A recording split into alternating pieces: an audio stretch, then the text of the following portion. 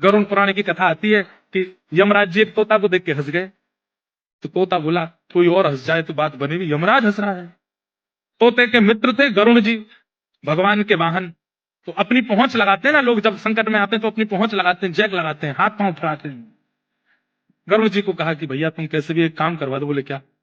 ये यमराज जी मुझे देख के हंस गए हैं, मुझे लग रहा है अब मेरे जीवन के दिन 4 बचे। तुम कैसे भी भगवान से कहकर के मेरी जो जीवन अवधि है उसको बढ़वा दो, क्योंकि मुझे पता है कि ये यमराज जी तभी हंसते हैं जब किसी को उठाना होता है। गरुड़ जी बोले भगवान से बाद में बात करूंगा, पहले तुम मेरे पास आ, बैठो मेरी कमर पे।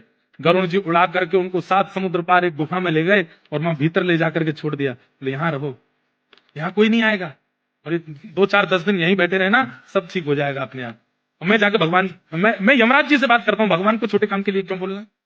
मेरी पहुंच तो सब जगह है, मैं भी रसातल में जाकर यमराज जी से कहता हूँ तुझको नहीं लेके जाएंगे, ठीक है? तो तब बड़ा खुश, बहुत बढ़िया है, मैं यहीं रह लूंगा 4-5 दिन। यमराज जी के पास गए सीधे गरुड़ जी। गरुड़ जी तो भगवान के वाहन है, सब खड़े होते हैं, उनको देख के यमराज जी बोले आइए आइए। कैसे आए? बोले हम बस एक बात कहने आए हैं, फिर हमको जाना है वैकुंठ। हमारा एक मित्र है तोता, वहां का, उसका ये नाम है। बोले अच्छा, तुम उसको देख के हंस गए थे परसों, क्यों हंसे थे? कोई योजना बन रही हो तो मत बनाना। अच्छा, उस वन के तोते के बारे में? बोले हाँ, मैं तो उसको देख के इसलिए हंस गया था, मैंने कि देखो कैसे कर्म की विधि, ये अभी यहाँ बैठा है और इसकी मृत्यु 7 समुद्र पार एक गुफा में बिल्ली के खाने से होगी, और मैं ये सोच के हंस रहा था कि ये 7 समुद्र पार पहुंचेगा कैसे। तभी यमराज जी बोले देखो देखो आ गया। पीछे देखा तो उस तोते की आत्मा आ रही थी, मर गया। गरुड़ जी बोले मैं ही छोड़ के आया था इसे।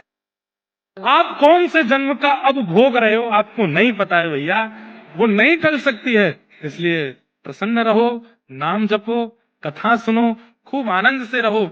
इस बात का दोष मत दिया करो कि हम इतना अच्छा अच्छा करते हैं, हमारे साथ बुरा क्यों होता है।